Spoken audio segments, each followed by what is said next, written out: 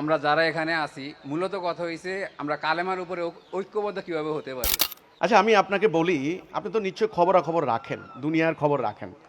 বর্তমানে মুসলমানদের সংখ্যা কত বলেন তো? আনুমানিক 200 কোটি।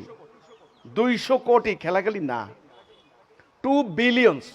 আচ্ছা, দুনিয়াতে মুসলমান রাষ্ট্রের সংখ্যা কত করতে পারবেন? প্রায় 57টা রাষ্ট্র, ওআইসি ভুক্ত 54টার উপরে। 140টা আছে সমুদ্র বন্দর, বিখ্যাত বিখ্যাত।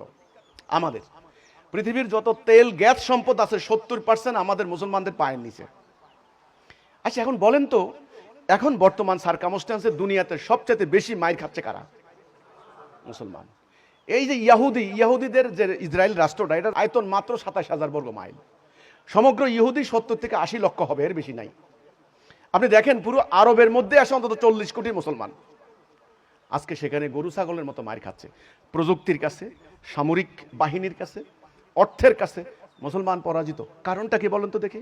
অনৈক্য। মুসলমানদের রাষ্ট্র আলাদা, সংবিধান আলাদা, দেশ আলাদা।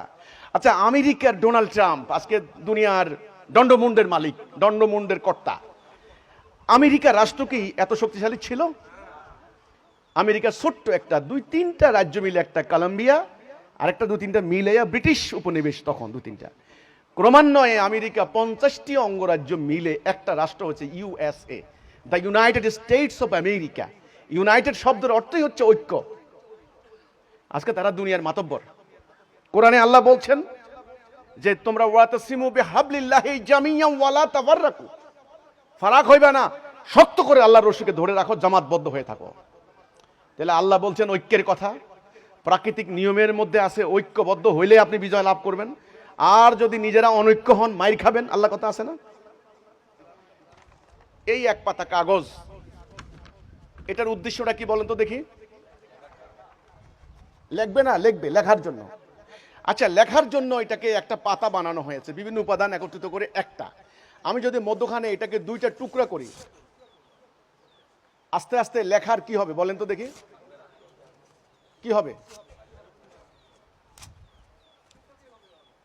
টুকরা করতে করতে এটা কি হয়ে যাবে আপনি বলেন? আপনি বলেন, এটা কি হয়ে যাবে? আবর্জনা। লেখার উদ্দেশ্য হবে আর? ঠিক তেমনি মুসলমানদেরকে আল্লাহ একটা উদ্দেশ্যে বানিয়েছেন। উদ্দেশ্যটা কি? আল্লাহর জমিনে আল্লাহর দ্বীনটাকে প্রতিষ্ঠা করে ইবলিসকে পরাজিত করা, মানুষ যেন দরজা খুলে ঘুমাতে পারে, এই উদ্দেশ্য। সেই উদ্দেশ্য অর্জনের জন্য আল্লাহর শর্ত হলো আগে তোমরা ঐক্যবদ্ধ হও। কোন কথার উপর ঐক্যবদ্ধ হবে? লা ইলাহা ইল্লাল্লাহ, আল্লাহর বিধান ছাড়া কারো বিধান মানি না।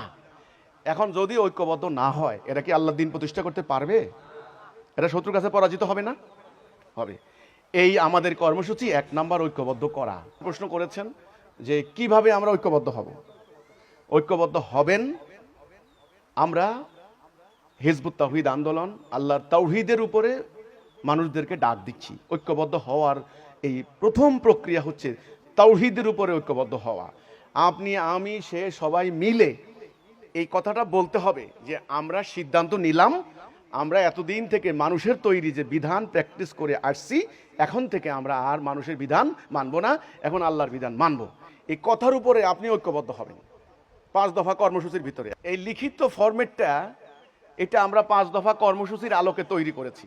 আমাদের যিনি প্রতিষ্ঠাতা, তিনি একটা সে প্রখ্যাত হাদিসের অবলম্বনে তিনি সেটা তৈরি করেছেন। এটা 1 নম্বরে ঐক্য, 2 নম্বরে শৃঙ্খলা, 3 নম্বরে আনুগত্য, 4 নম্বরে হিজরত, 5 নম্বরে জিহাদ।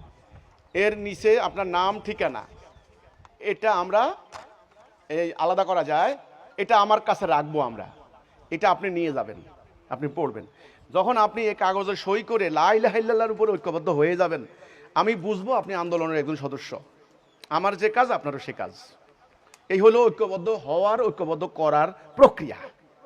নবী করিম সাল্লাল্লাহু আলাইহি সাল্লামের টাইমে লোকেরা ঐক্যবদ্ধ হতো কি?